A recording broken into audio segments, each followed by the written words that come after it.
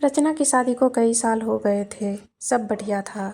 छोटी बहू होते हुए भी वो बड़ी का हर फर्ज निभाती थी, क्योंकि बड़ी बहू तो आते ही अलग हो गई थी।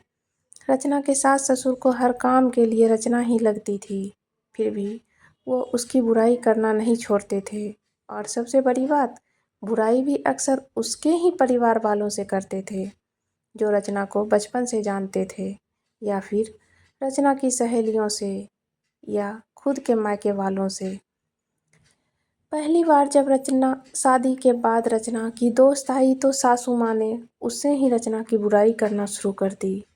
जब रचना को पता लगा तो उसने अपने पति नीलेश से कहा, माँ जी को समझवा दिया था कि कम से कम जो लोग उसे जानते हैं उनसे तो उसकी बुराई कर खुद की जगहसाई ना करवाए।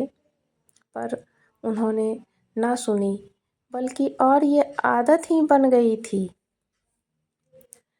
आजकल तो अक्सर ये कहती कि रचना, तुम पहले ये काम अच्छा करती थी, अब नहीं करती हो। फिर भले ही वो कोई भी काम हो। रचना की बुआ उसके ससुराल आई थी, तब सासू माँ की किट्टी पार्टी भी थी। वो बुआ को भी साथ ले गई और आदतना सबके सामने ही रचना की बुराई करने लगी। कहने लगी, रचना पहले सब अच्छा करती थी, पर अब कोई काम ठीक से नहीं करती। ना ठीक से रोटी बनाती है, ना सब्जी, ना अच्छे से कपड़े पहनती है, ना बच्चों का ख्याल रखती है।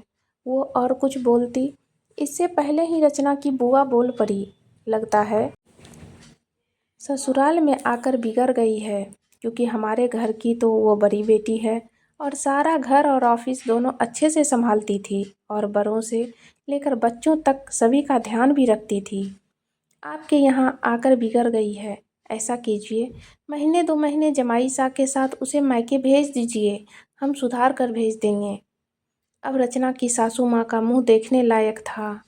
उन्हें बोलने के लिए शब्द ही नहीं मिल रहे थे, तो बस फिर उठकर चली गई, ये कहकर कि आती हूँ, जरा कोई बुला रहा है। और रचना की बुआ जी बस मुस्कुरा रही थी।